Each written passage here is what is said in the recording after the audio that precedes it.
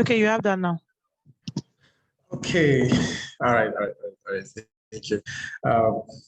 Good evening, ladies and gentlemen, and good afternoon or good morning, depending on your current time zone. I want to be sure everybody can hear me.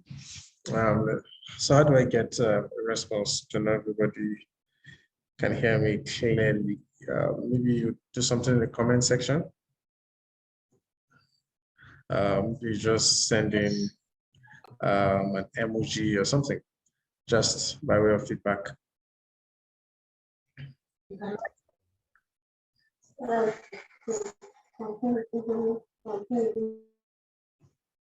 Okay, so yeah.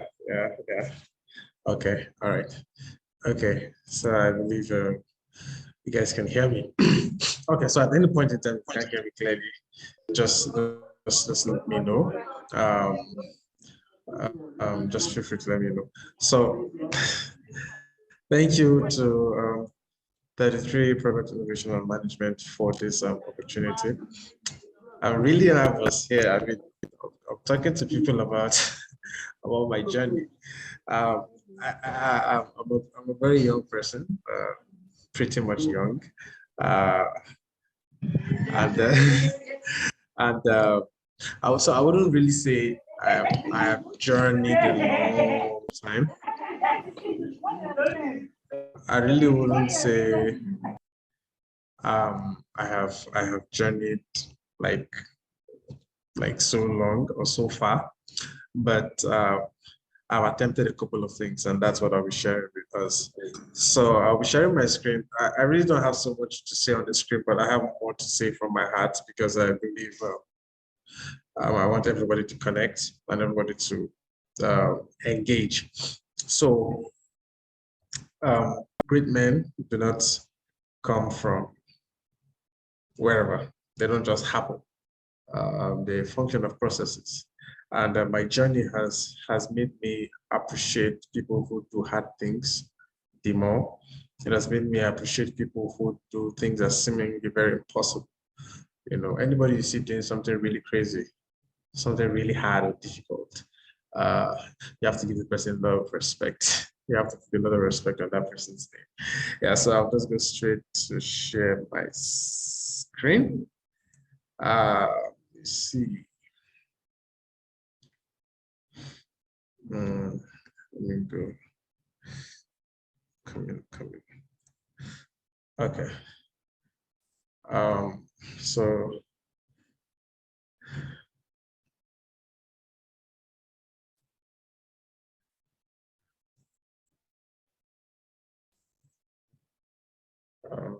just a moment. All right. So can you all see my screen? Yes, we can. Okay, so you can see the power of vision in terms of building global solutions. Is that correct? Perfect. Okay. All right. So, ladies and gentlemen, let us start. So, yes, if you read through the flyer design, it was my attempt at building a global startup. You have to underline the word attempt because it was an attempt. Eventually, it didn't fly, but it was a very beautiful attempt. And fun fact, let me just run ahead of myself a little bit. Fun fact, it wasn't just one particular, it wasn't just one startup I attempted. I attempted a couple of which you get to know. I'm still attempting some. All right, so I guess we should just move to save time. So just a quick introduction. My name is Rhilaso Dokong. Currently, I work with Asusu. Asusu is a Nigerian startup registered in US, Nigeria. We are working to empower the average human being to be a living and moving bank. So just picture anything the bank can do. We want to empower you to do that. And we intend to make that happen via digital assets, aka cryptocurrencies. Yeah, so that's what we're working at doing. We intend to roll out our first MVP product sometime later this month or early next month, depending on how things go. You know, with engineering, you can't always give an accurate date of release, but that's what we're working on. So I serve as a product manager there. Previously, I worked with Rhilaso. I worked as a learning center manager there. Rhilaso is an education technology company. I believe a couple of us know Rhilaso. Yeah, so I worked there last year as a learning center manager. And then my hobbies. My hobbies, I love dreaming and soliloquizing. So for people who know me very, very well, or maybe areas where I grew up, most of the times you see me walking. If I'm walking alone, you notice that I'm either talking to myself or I'm gesticulating somehow. You always see me working or trying to just do something. So many times people just like, what's wrong with this guy? Is he okay? Yeah, so I'm always playing out scenarios in my mind. Either scenarios of me addressing a large crowd of people, scenarios of me in a boardroom, or scenarios of me addressing some top shots, or just creating different kinds of scenarios, weird scenarios, crazy scenarios, possible scenarios, impossible scenarios. You always find me somehow, so you buy it just, and then I just unconsciously talk and gesticulate even while I'm working. So it's just something that comes naturally to me. I don't know what that is, but then I also love to dream. Like I love to imagine what the future can be. I like to just dream. Say, okay, so how about we do this? What if this happens? What if that happens? I intend to do this. I intend to do that. So people who follow I have a newsletter. People who follow my newsletter get to know some of my rants. Sometimes I do rant on WhatsApp, so just talk about a few things. So once in a while, I do talk about some of the things that are in my head, some of the dreams I have. So that's just who I am. So let's just dive in straight. So this is going to be the beginning of my story and my journey. I have a background in civil engineering. I trained as a civil engineer for my first degree, and then my second degree was at the University of Ibadan. That was where that was more like an inflection point for me career-wise. I'd always been a very restless person, very restless person. Of course, you can tell from my hobbies, dreaming and soliloquizing. I mean, certainly somebody who's pretty much restless that can get you to those things. So yes. So I always had that restlessness. I grew up in the north, spent a lot of my formative years in the north, and I'm also relatively from the north, technically. Then I studied in the north and all of that.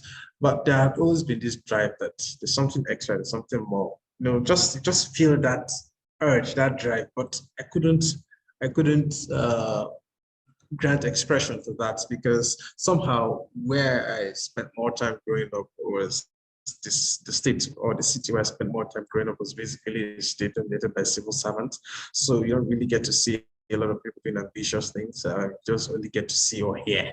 So it was really, I just knew something was different until I got to the University of Ibadan to do my MSc. And then I just knew, yes, this is it. Like, aha. I mean, I saw young guys doing crazy things. I was like, oh my God, what was I doing in my life all this while? You know, and then that was actually when I got immersed into tech. I started traveling to Lagos from there. I remember there are days I was broke, flat broke. I'll have to call my mom and tell her to borrow me money. I need to go to Lagos to attend a conference. I need to go to Lagos to attend an event. I promised to pay her back. I didn't pay her back, don't tell her. But you know mothers now.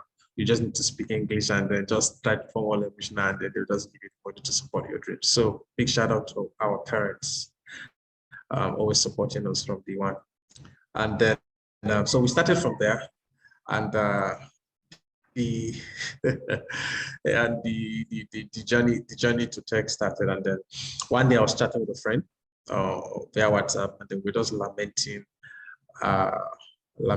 about the terrible situation of education in Nigeria and all of that. And then I just told myself, come, why are you complaining?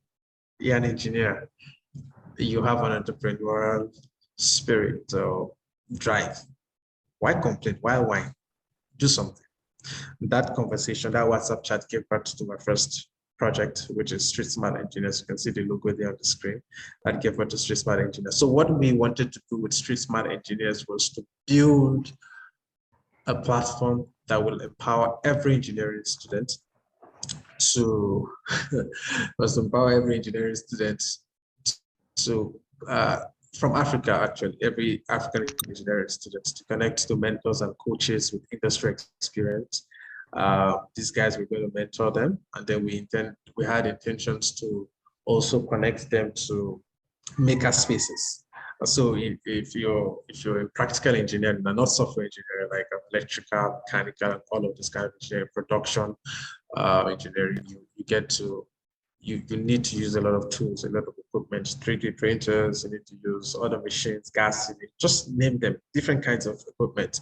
And we discovered that many students in Nigeria really do not have access to this equipment. Heck, some people have graduated spending 5 years in engineering and they have never seen what a 3D printer looks like. They can only imagine it. I mean, I did my whole master's. I didn't physically see a gas syringe to measure the volume of a gas because my project had to do with biogas and all of those things. But I didn't have a gas cylinder. I had to use primitive methods to measure the volume of the gas I was producing. So it was crazy. And I was like, okay. And then that's now gave me a clearer picture that, okay, this is the reason why we have a large exodus of science students in Nigeria. So initially we thought it was just a Nigerian problem. And then when we got to solving that problem, we discovered it's actually an African problem. A lot of students are traveling and all of this. So we went to work. I mean, here I was, an MSc student, just overly ambitious, but didn't know jack. I mean, I could not code. I still cannot code. I mean, I could not code. I really didn't even know what it felt like running a company. It wasn't even designed just to be a company. It was designed to be a non-profit. But I'll tell you what happened to me.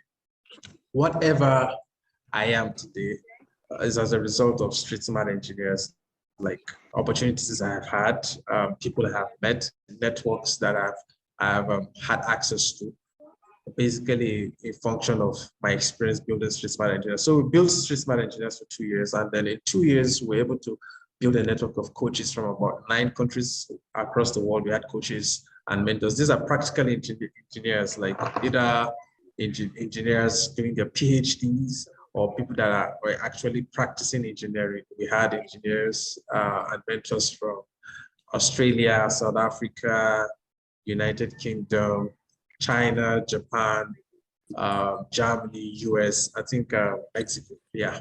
So yeah, the lady in Mexico, she is a biomedical engineer, and she was to mentor some of our students. And then we had like some really top guys there. I will spare you details of what it cost to get some of those people. I mean, we got them for free, but it was blood and sweat. It took us blood and sweat to really get those people. So it was a crazy journey, and then we were able to get students we had students from Nigeria, we had students from Kenya, we had students from Cameroon, we had students from Sudan, and we had students from Ethiopia and Tanzania. Yes, so we had students from these countries, numbering in their hundreds, cumulatively running into their hundreds, and we're able to manage those events. And then we also did, in 2020, COVID hit, and so everybody had to be back indoors. So we had to do an online event, and that online event was one of the craziest. I think it was one very crazy thing I did. We had an 8-day seminar, 8-day webinar, an 8-day webinar series, like back to back, 8 full days. We had about 15 speakers from 7 countries that got to speak in that event. Looking back, I think I did a madness there. I still do not know how I was able to get all of those people. I mean, I had really, really top profile guys. I had guys from All Powers, no, Uncharted Power. If you know Uncharted Power, you know, owned by a Nigerian, but the guy that spoke for us is an Indian. So we had all of those people, and then it was really so we had this. So we did that for 8 days. And then and then we also had from the Gambia. We also had people from the Gambia. I think I am running ahead of myself. Okay. Yeah, so we had people from the Gambia, also students from the Gambia, and then we had coaches. So we ran that event, and then we hit a brick wall. That was my first challenge, building street smart engineers. We needed funds to run. At that point in time, we started growing. I had a team of almost 12 people. We worked for 2 years, and then there was no money to pay them, but they were willing to put in the work and all of that. And I was also very open to them, and they saw the work and they saw what we were going to build. We worked together with them. We needed to raise funds, and then that was where the first problem came. Meeting investors, we discovered that there was something faulty about our model. The model, investors couldn't just give us money because the path to monetization was very long. So the deal was, we get a student, pay him to a coach or a mentor. Also pay you to a coach or a mentor. You get to work with that person while that person mentors you through the nitty-gritties and practicality of whatever manufacturing process you want to explore, or whatever solution you want to explore. You have a project, and then he walks you through, or she walks you through that process. And then we pay you to a maker space in your country. And that maker space in your country, you get to use those equipment, learn how to use those equipment, and then manufacture a solution, a hardware solution preferably. And once you get that hardware solution, we'll pick that hardware solution as a company and mass produce it. So once we mass produce that solution, the revenue will be split between the profits will be split between the coach, the engineer, and the company in different proportions. So that was it. But it was going to be a very long time to put the position, seeing the fact that many students really are not grounded in engineering. What we were being taught in school was basically things that could not meet up with what's currently being explored. So it was a major issue. So it was a major issue. And then after working and all of that, it was clashing. It was affecting my mind. It was stressing me out. Like street smart engineers stressed everything out of me. Like it took everything out of me. I didn't know that building a startup could be that crazy. That was my first attempt, and then it was just bad. So eventually I had to make the painful decision to shut it down because I was almost falling behind in my project defense. I almost didn't defend because of street smart engineers. Up till date, some members of the team still have issues. You're like, why did you shut it down? Why did you shut it down? We're still going. I was like, guys, we've worked for 2 years. No funding is forthcoming. Nobody's going to give you all of those things. No investor is going to give you money to experiment for like 3-4 years before you get the product. And then we had communication issues. I was relating with mentors from across like 4 different time zones. So it was stressful. Like I'm having a meeting with a coach in Japan, and then I'm setting another meeting with somebody in Germany. So I'm doing 1 hour ahead, 7 hours ahead, 8 hours ahead. Like it was just madness. Like I was like, what I was having meetings sometimes in a week when I'm done. I remember one of those days. There was a day I was having a meeting with one woman that I got introduced to by a mentor. She's in US, and then she was excited about street smart engineers. She was excited about what we're doing. And I was almost shedding tears because I was tired. That day I'd had like 5 meetings across different time zones. And I just sat down there and I was like, Christ, this is not what I'm called to do. Why should I be stressing myself over this? I mean, I have my master's. Everyone can go and sort himself out. But what was very, very encouraging for me was looking back and seeing that students got connected to a couple of mentors, and up till date, some of them still keep up their relationship. So hopefully one day, maybe someday, street smart engineers might just come back, because street smart engineers opened my eyes to see that we've not even solved the education problem in Africa. We have a lot of edtech startups that are coming up, but the truth is that the way they're going about it still is not solving the problem. One way to solve the education problem is to get the students involved. You can't just throw videos at them and expect that they will learn. It's no different from what they do in the classes. It doesn't matter how simplified it is. These guys need to be able to see practical use cases. They need to be able to relate what they're learning in class with real life experiences, what they experience at home, what they experience on the street. That is the only way these people can understand education. So hopefully, maybe one day, education will come back. So yeah, so after we shut down Street Smart Engineers, I was like, okay, I'm going to get a job. So in the process of trying to get a job, Holla Africa came. That's the next step.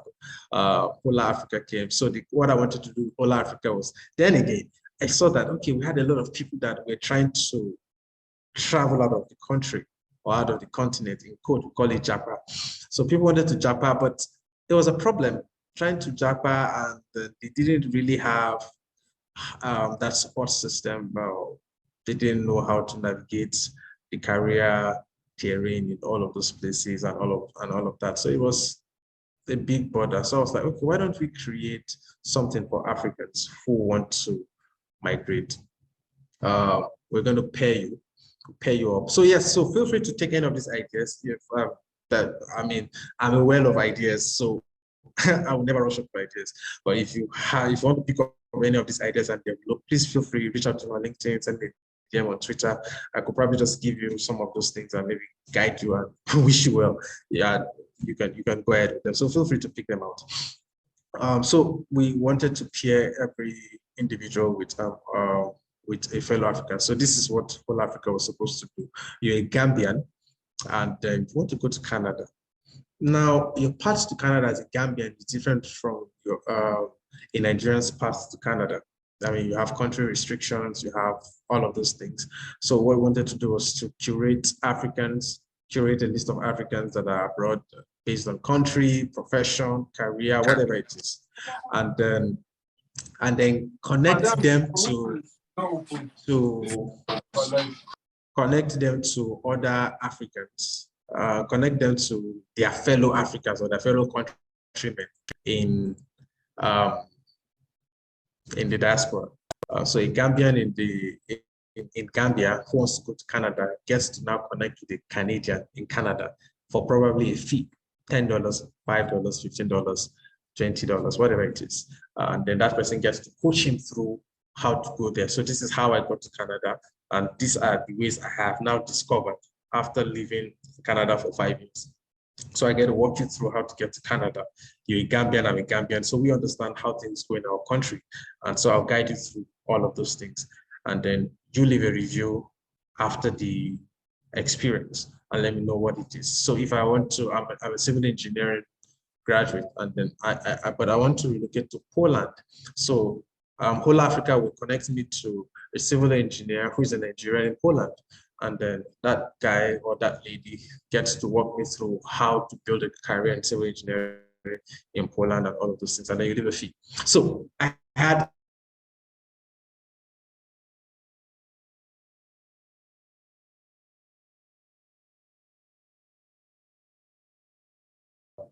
and yes, just my engineers wanted to be a reality TV show that was going to rival Big Brother Nigeria. Well, we're still working on that. So sometime this year, I met one of the top DSTV executives, and I shared the idea with her. She was like, I said it because I'm like, I don't have the mental bandwidth for that. But so that was part of what I got in the Scrum Master. I had a web developer. I had a designer. Interestingly, I met all of them on Twitter, and plus one of them on LinkedIn. And then we also had this lady in Canada. So we had like a team of 5 who were working on that project, and it was great. It was exciting. We're looking at we're exploring different use cases. Then suddenly and strangely, 2 of them ghosted me. I didn't know. And up to today, I've not received closure on why they ghosted. The lady just stopped responding to the messages and all of that. And I was really heartbroken. I was like, what happened? What did I do? Did I do anything wrong? Did I say anything? I tried reaching out to her. Nothing. The other person, nothing. Then I spoke with the Scrum Master, the guy, because the guy actually also kind of knew the lady. Somehow they had worked on a project some years back. I was like, guy, also, this baby is awesome. It was like he also honestly doesn't know, but he's going to reach out to her. But there's a limit he could probe because he's not as if they were really close. And at that point, I was really heartbroken because I had seen, I was like, okay, yeah, man, we've got into Unicorn. This is a problem. I mean, it's a problem. And honestly, if you can build it, please, you have my blessings. Go ahead and build it. It's a big problem. And then while I was trying to count my losses in 2020, then boom, I saw year one. Year one just came up with something similar. That's by this guy, the founder of Holla Africa, this Ghanaian. And the guy was also going to do something, or was something similar, actually. But this time around, they are doing communications with celebrities and professionals. This time around, those general professionals. And then I was like, oh Christ, my dreams have been crushed. So, so I tried nursing my words, counting my losses, and then going to rebuild Holla Africa again. I got connected to another set of guys, and then we got building. I got introduced to a guy from Tarkot, and then another guy somewhere in Abuja by a friend in the UK, by a long lost friend in the UK. We went to secondary school together, and the guy, he's a senior developer in he's a senior software engineer in the UK, and he told me, he has this guy he mentored. This guy is looking to run a gig and all of that. And so I spoke with him, and he liked it. We talked about founders, like so three of us were going to be co-founders. I'm just going to be the product guy. He's going to be the back-end guy, the other guy with front-end guy, all of that. So we did 40, 30, 30 equity split. And then the guy at got ghosted. Nothing. Sending message, nothing. I was like, okay. I was like, okay, maybe it's not my calling to do whole Africa. And so that was how the second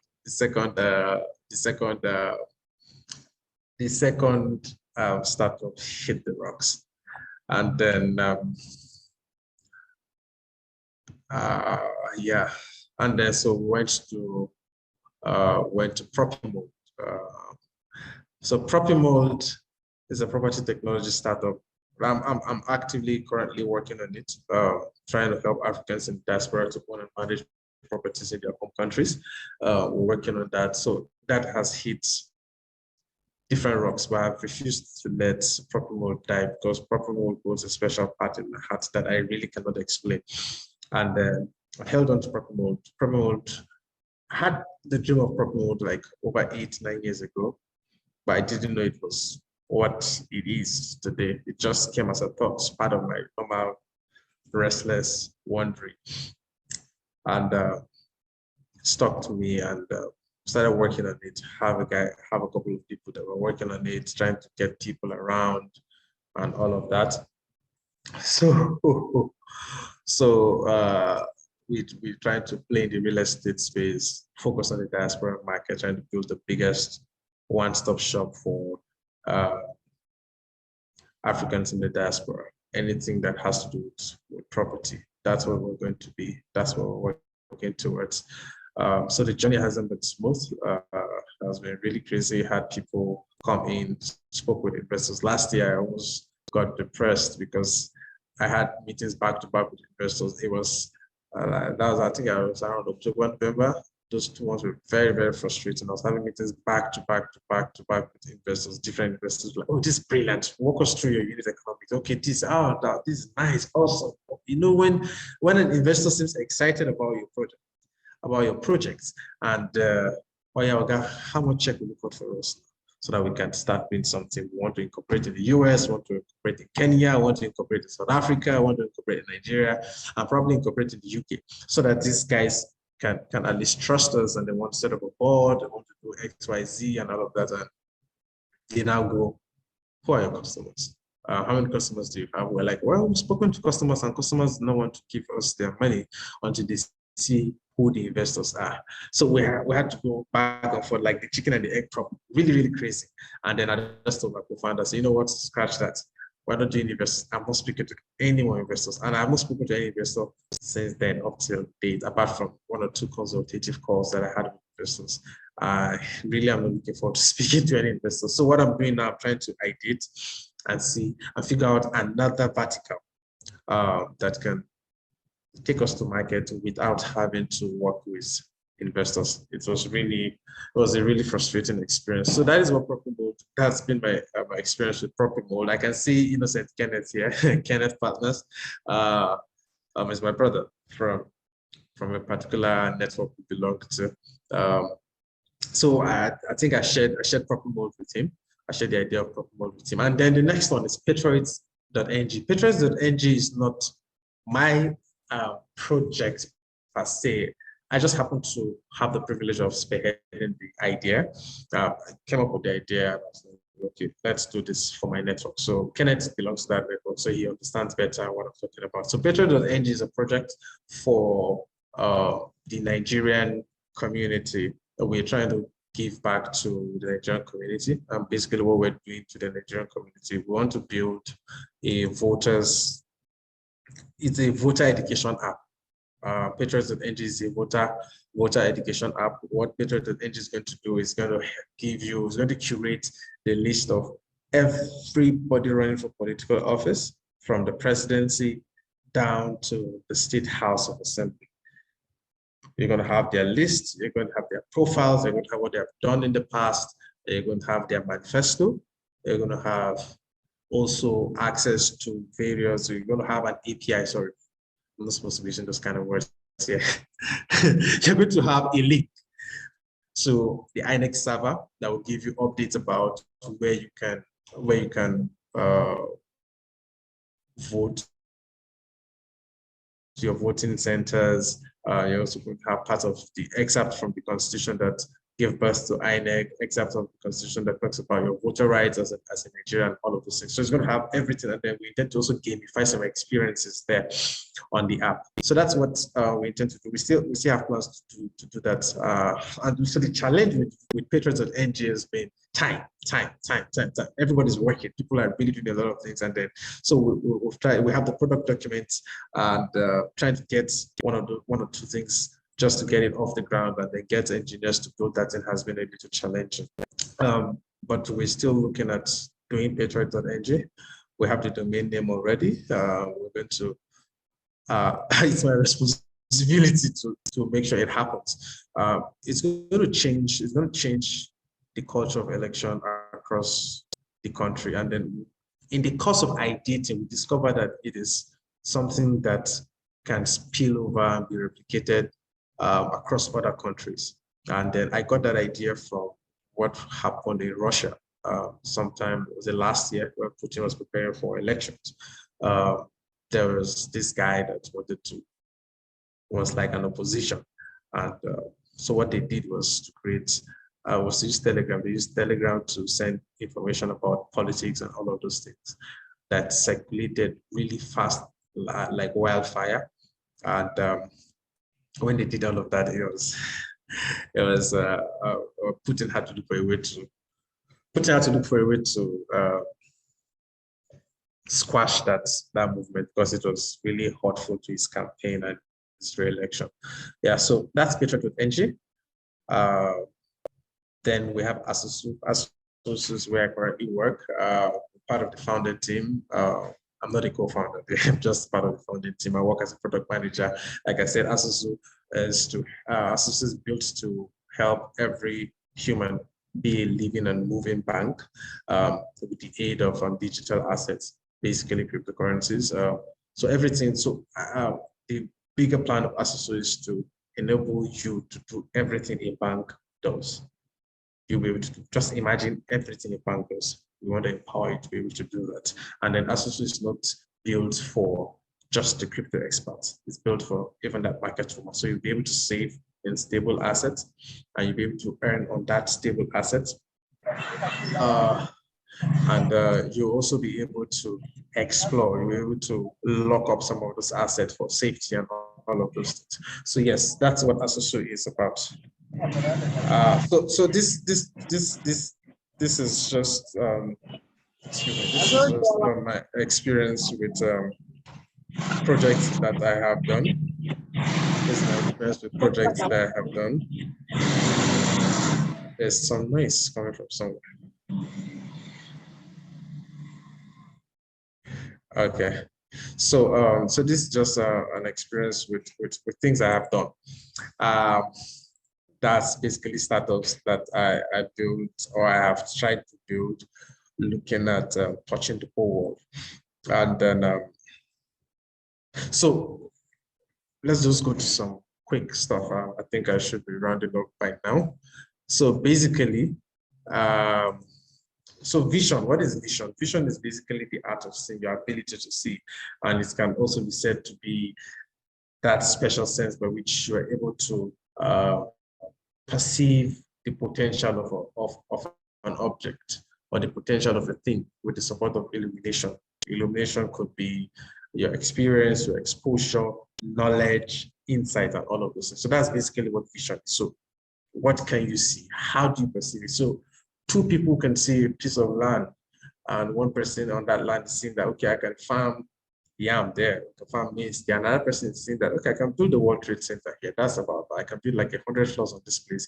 I can make it a mixed use building. I can have a mall on the ground floor, and I can have residential properties, residential apartments at like the last 20 floors, and then maybe the floors in between could be workspaces, office spaces, and maybe mixed shop. Those are two different people. And then what fuels their dream is basically their exposure, their understanding, and their concept of value. So the person that sees that place and thinks, I can farm yam, there's probably had grown all his life in the village, and that's all he's familiar with. Another person probably has maybe traveled the world, or maybe has watched a couple of movies, or maybe has interacted with architects or crazy people, and just thinks, if we build a World Trade Center like kind of property on this land, this is the value to bring. It to change the value of lands around this area. It will change the commercial value of properties. They even change economic activities around here. But what this is going to serve as a major magnet for every kind of business in the city and all of those things. So these are the ways people perceive value. So that is vision. So some aspire and acquire for you guys. Yeah, so some aspire to aspire, a talk like this cannot go without some aspire to aspire, right? So yeah, so vision has no respect for your size, your color, your shape. It is only triggered and sustained by insights. So having visions or dreams to build things that will change the world. I mean, Elon Musk is not bigger than he is. It's just the way he is. So I had an experience in January. I got invited to a private lunch with some HNIs in Lagos, and there was this lady that walked in while we were there, Dr. Olabram, flying doctors. You know, when I saw her, I was, no, this can't be Dr. Olabram. I was like, no, this can't be her. In fact, I was just fighting those thoughts in my head until when she was stepping out to go, she didn't state it yet. She was stepping out, but I had to run towards her. I was like, hello, Dr. Ola. She was like, hi, good evening, how are you? Bye.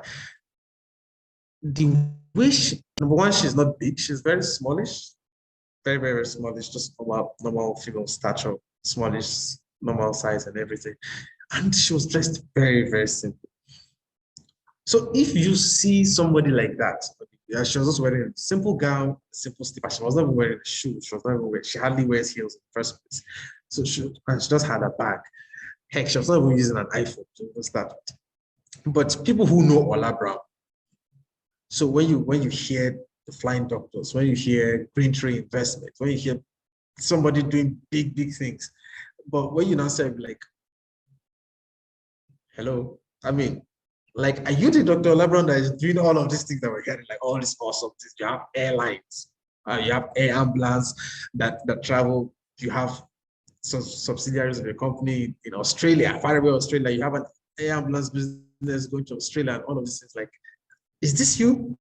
So visions have no respect for who you are, for how you look, for how you look, like the color of your skin. They don't care. Visions don't care. What it cares about is the insights and how you can incubate it. So do you have crazy ambitions, visions, or dreams that you tend to execute and then you think people underestimate you? I think that's a strength. Let them underestimate you, please. They won't see you coming, right? Yeah, so they don't care about that. Vision will humble you. I mean, my path to building street smart engineers, I knew that it was not by grace, not by all these aspire to aspire. Many people spend time building spend time dreaming about changing the world. But when you get down to business, to change that world, you know that, okay, uh, it is not easy. So not all visions or dreams get to see the light of day, and that is very fine. Please, that you had a dream or you had a passion, you had an ambition, and it didn't work out. Guy, just drink water and go to bed. My friend is here, Dr. Kelebido. His friend and the brother I respect so much. Like, he was a very strong support system when Street Smart Engineers was dealing with my head. My fiance also was there. Like, what I was past, sometimes he's asking me that, okay, so guy, what's happening? And I'm just telling him I had to meet with this person, I'm meeting with that person. And sometimes he just then say, Mama, you'll be all right. Just go and rest, you know. So not all visions get to see the light of the day, and that is okay. Do you understand? That is okay. That is okay. Don't kill yourself. You understand? You'll be fine. You'll be fine. You have other avenues to execute more audacious dreams. You know, so very, very, very, very, very important. And then this is a product manager's community, so they may understand better what I'm about to say. So building a global tech company is relatively easy for PMs. And then as a product manager, I think if you're building a fully tech company, even if you're building a tech-enabled company, it's relatively easy for you. So if I was a product manager when I was building Street Smart Engineers, most likely it may not have failed. It may not have failed. So the advantage you have as a product manager is your ability to set out what I call probably the skeletal foundations for that product. Of course, building a product is different from building a business, but your first step to having a successful business is having your product planned out, right? So if you have a product clearly planned out and mapped out, it becomes easy. So, but once you're able to do your BRD, this time around, it's not just the PRD. PRD is a product requirements document, but if you can go a little further to do a business requirement documents. So aside from the features you're going to need, aside from your branding, aside from your strategy, your product strategy and product vision, your ability to come up with different business use cases for your products, and go to other nitty-gritties, other partnerships that will help your business scale in the near future. And then you're also able to come up with a product roadmap. If you can come up with probably a 1 or 2 year roadmap for that particular product, then you now know the kind of people you need. Then you now know the things you can work with. At that point in time, you're now able to access the resources you have at your disposal. So for me, I didn't have money. I mean, I was just a young guy trying to survive. So I didn't have money. So there was no way I could even use money or pay salaries or anything. So what I always had to do was to use the equity play. Now, unfortunately, many people really don't want to go with equity. Say, oh God, as I give me equity, drop something, right? So, but now you're able to skim through and know, okay, these are the things I need, and these are the things I can afford for now, or this is how I can gather so and so help. And for product managers, for us as product managers, we have there are growing communities, pockets of communities in different places. 33 Innovation is also one of those communities where virtually anything you need within the product space, you can easily get there, any kind of support. And I remember Eva is always telling us, hey guys, let's come together and build a product together. You know, let's do this, let's collaborate. You know, as a product manager, you also have to learn to collaborate with people. As you build your network and engage with people, you have the opportunity to connect with other people. So if you're able to do that, you have a head start.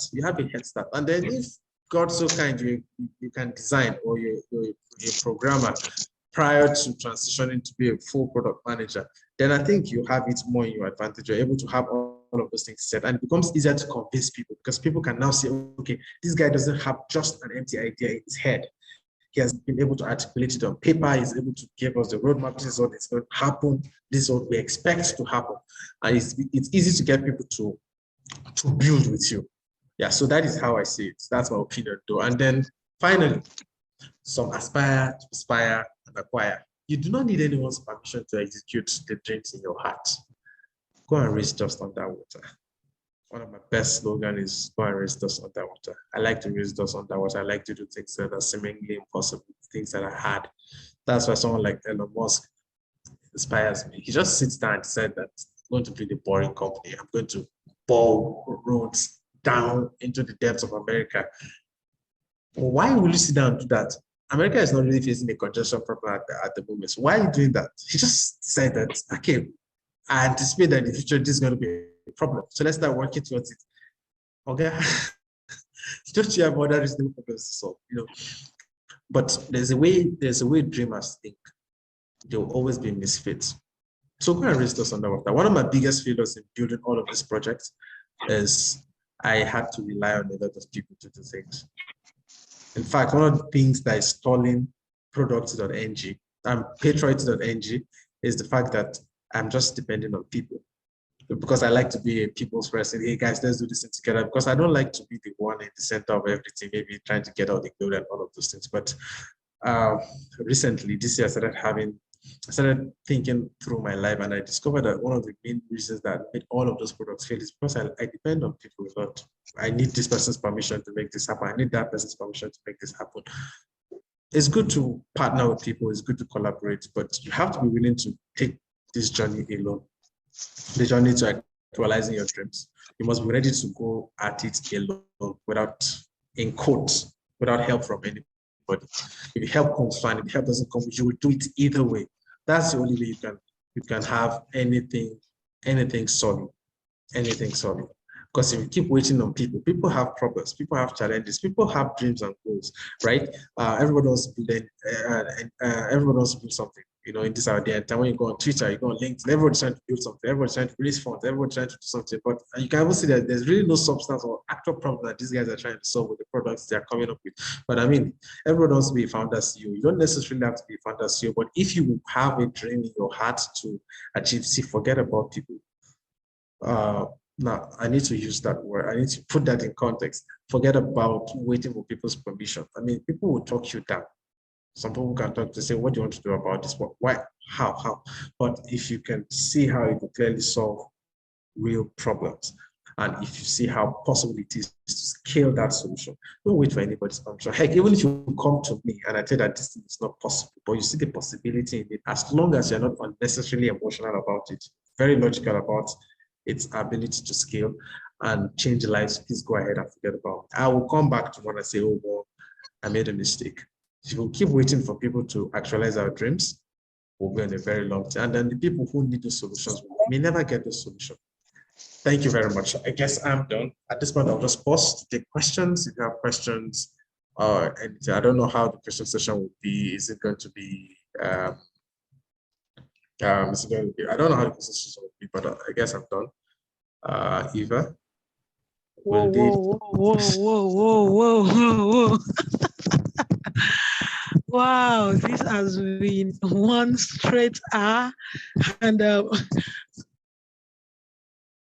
was even taking notes. Despite having the slides, I was even taking notes. I was like, wow, thank you so much. This is it's huge. It takes a whole lot for one to review all of these, and like I said, a whole lot of our learnings actually help us to be who we are today and where we are today. Yes, Banji, straight from the heart. Like, no story, no painting it, no nothing. Thank you so much, Rhilaso. So we can start dropping our questions in the chat section. I will just do a bit of an introduction. We have a whole lot of persons on the call that are not part of our community. We just want to introduce you to who we are and what we do. We are 33 Product Innovation and Management. We are a community of product managers, and our mission is to provide a supportive ecosystem for product managers across varying levels and technology sectors. So in our community, we have people that are product managers in different sectors, actually fintechs, edtech, property tech, all trying to do one thing or the other. We also have we also have a lot of members that are from cross-functional teams. We have digital marketers, we have product designers, because we understand that if we will be successful as product managers, we need to understand our team and the other team also that we work with.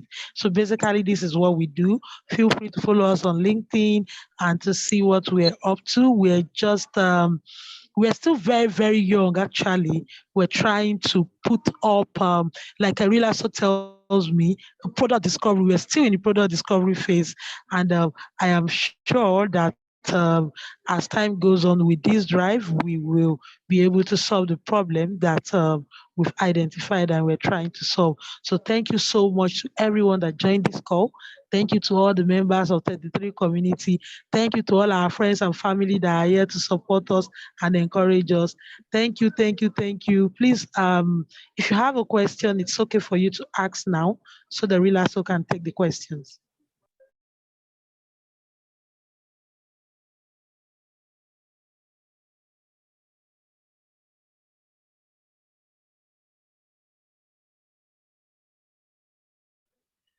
Hello, if there is a question, you can unmute and take and just ask the question. Hi everyone. My name is Destiny, and I have a question for Rhilaso about street smart engineers. So I wanted to ask, did you ever think about automating some of the process involved so that you don't get to have a very high burn rate in terms of your physical resources as well as material resources? How didn't I know that it was been a success in this place? How did I miss that? All right. Okay, so yeah, I thought about it. So in fact, there are a lot of things I didn't share here. For instance, while building districts managers, I experienced burnout twice, like total crashing, like nothing was working, head blank, body blank, everything, just useless. Uh, so I think that was the first time I knew that there was something like a burnout. Now, in building street smart engineers, I had two challenges. Number one, I am Nigerian. Number one, I am Nigerian. And then number two, uh, these guys, the coaches, we needed to buy their trust. So we had a coach in Australia. She's an engineer, a mechanical engineer. She's a Nigerian, interestingly. And I had to be relating with her for like via LinkedIn. I had to be relating with her for like over a year before. Yeah, I had to be related. I thought I had to be related with her since like 2019. It was at 2021 when I invited her to be a speaker at our webinar. Then she finally felt comfortable speaking with me. She gave me a private email and gave me a WhatsApp number. And then she told me something. It really broke me that she was like, actually, to be very candid, the only reason why she had been very, very, very careful is that she knows she's a Nigerian and also a Nigerian, but she had experiences with Nigerians. And then so reaching out to her as a young person, she thought that I was coming to ask for money. And she was surprised that we related for over 1 year. I was telling her all the events we had done, and I didn't ask her for anything. And even when she asked me, "So what do you want?" What I was telling her was that, can you write us a letter of introduction to? What I was telling her is, can you write a letter of introduction for street smart engineers to universities in Australia and universities in the UK to donate some equipment to us? We will take care of the equipment here and partner with makerspaces in Nigeria. So there's no way to automate that kind of process. And so you have me, and then most of them did not want to relate to other members of the team because they didn't know them. Like, who are you? Yes, yeah, a member of Swiss Martinez. Are you the founder of Sweat? No, they wanted to relate with the founder because they felt it's the founder they trusted. So imagine me having to do that with a German in Germany, having to do that with a Mexican in Mexico, having to do that with people in UK, US. These are different people across different. So that was even the major issue because we needed to get these coaches interested in the project. That was the first thing we needed. And then the second thing is we also needed them to trust us that we're not trying to play something because I mean in Nigeria, it was hard having to talk to these people as a Nigerian. The moment, so my name gives people away. It gives me away many times. Or is it that it concerns my identity? So my name doesn't look or sound Nigerian. So when I start speaking with them, they initially think I'm maybe Kenyan or maybe from Southern Africa or something. And they begin to relate with me like an African. But the moment they know that this guy is Nigerian, they start relating with me as a Nigerian, not an African. So you have to build and nurture this relationship over time. Multiple calls. You don't want to imagine, because we'll share this experience. I think I've shared some of my experiences to Inner Success at one of those days that I was really, really losing my mind. So it was difficult to automate. So, but once we are now able to get the trust of coaches and mentors who feel they can give back to these people, at that point, it is easy to automate, because all you need to do is just to build the platform, get the students to subscribe to the platform, and then the process just matches them, and then we're set to go. So yeah, these were the two challenges I had. So yes, I hope I've been able to answer that question. Yeah, yes. Yeah. Thank you so much. I'm grateful. Yes. Thank you, sir. Thank you. So yeah, I'm not sure. Okay, do we have any other questions? In all sincerity, I'm just trying to imagine. So I can't come up with questions myself. I'm trying to imagine the whole scenario, and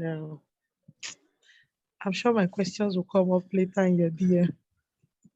Yeah, sure. So I mean, most of the guys that are here are big boys in their respective rights. So they are entrepreneurs and founders.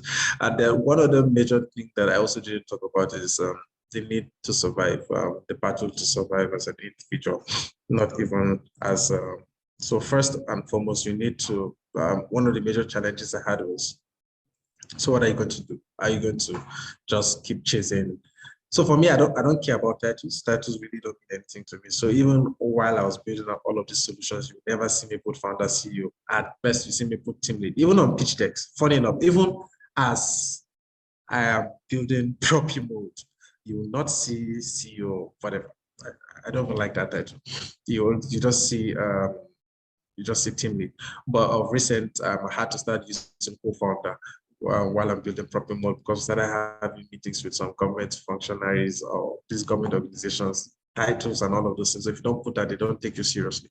So the challenge is you want to build a company. It takes a time. It takes a while, a long while to build a business. And a business that is going to be global, it takes a long while to do that.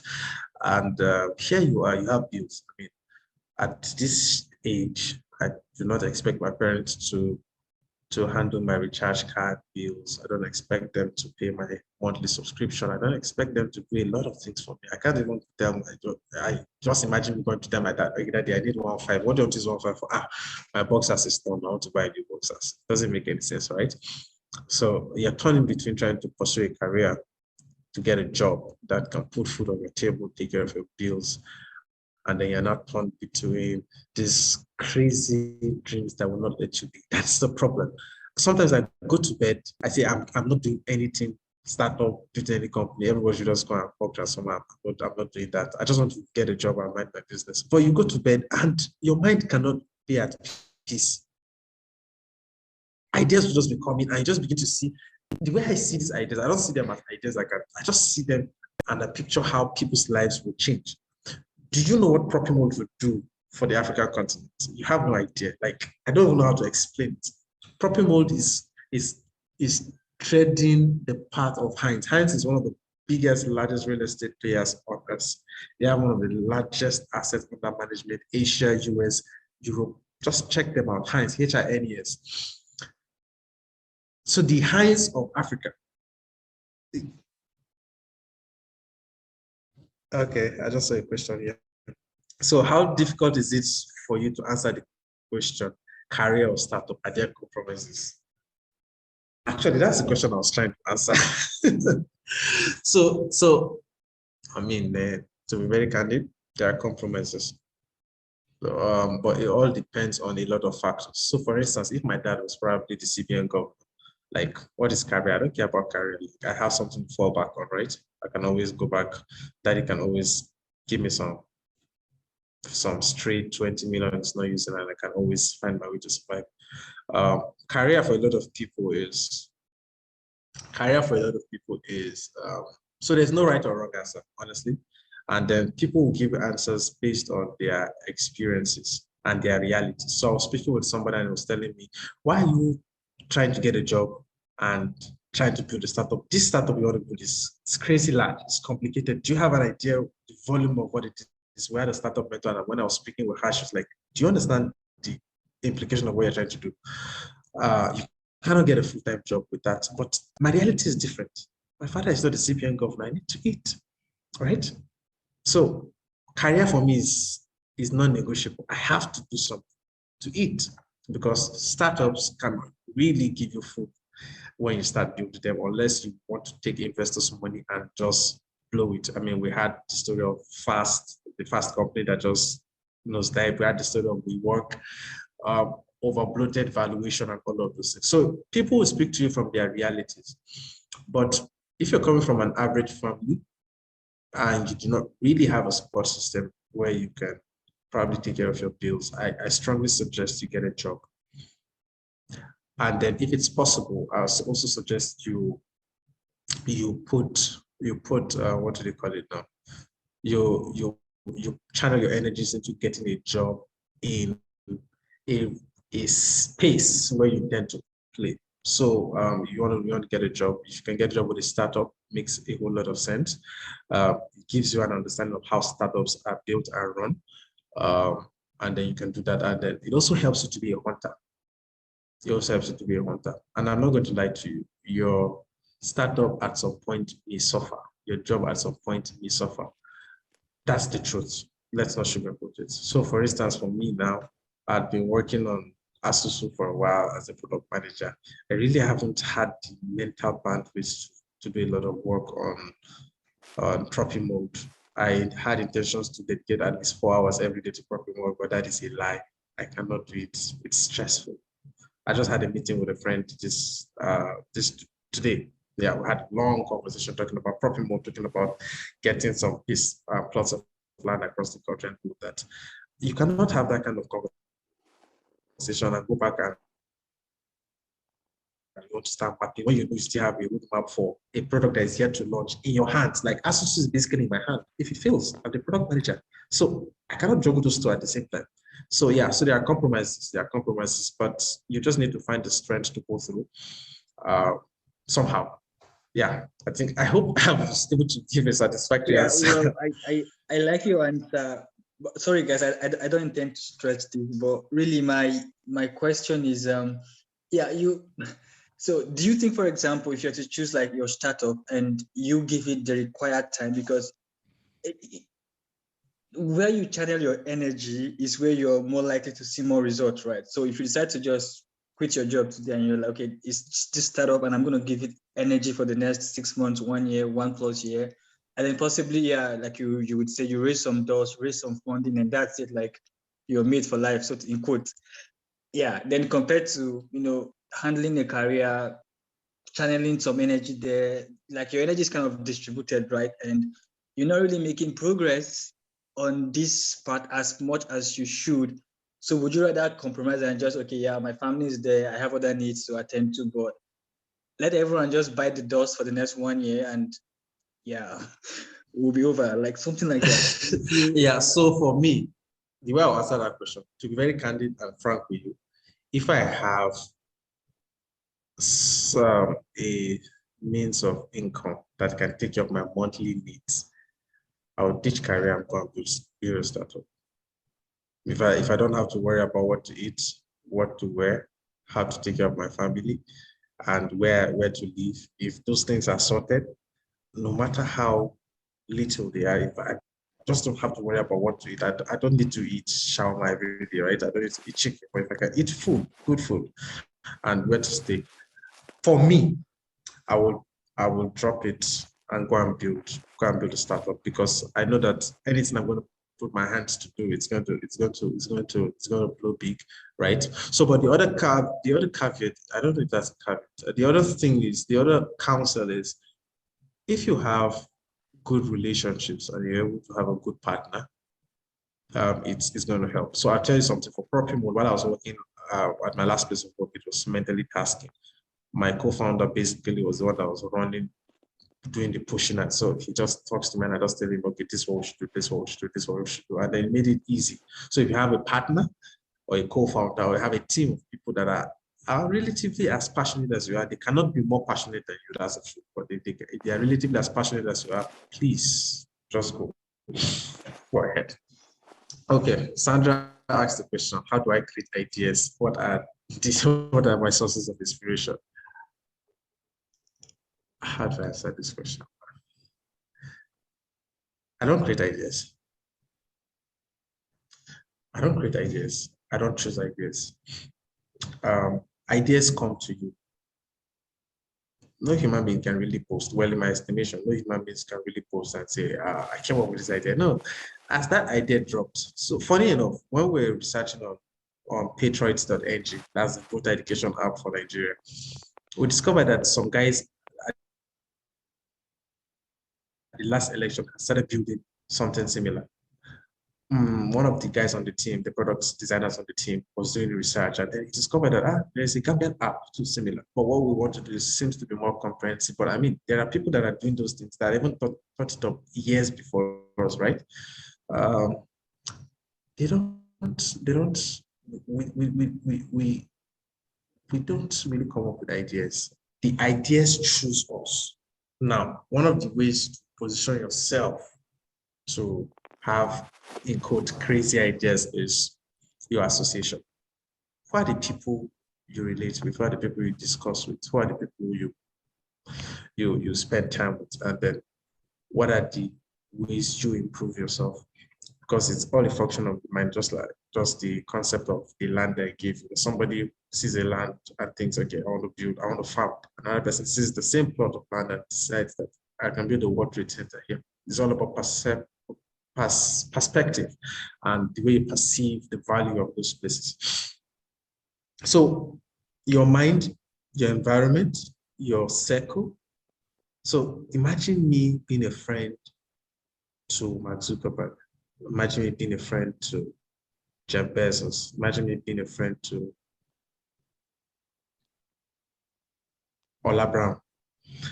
Relating with those people over the next 6 months, probably having meeting with them every week, will literally change the way I think. Literally.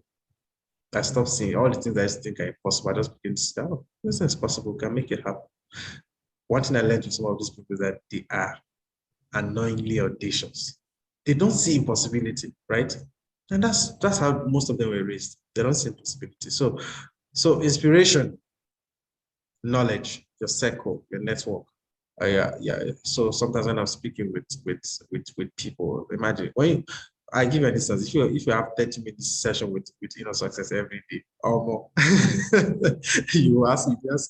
you say, God, what am I doing with my life, right? Me, people who think of crazy things. So you come up with something really crazy and then somebody blows it up.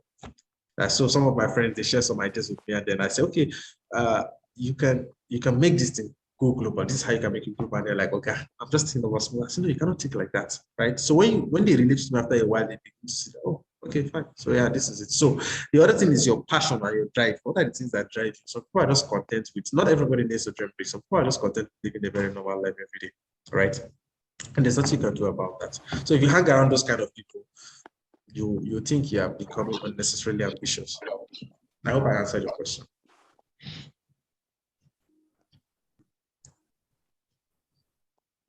Thank you so much, Rhilaso, for that answer.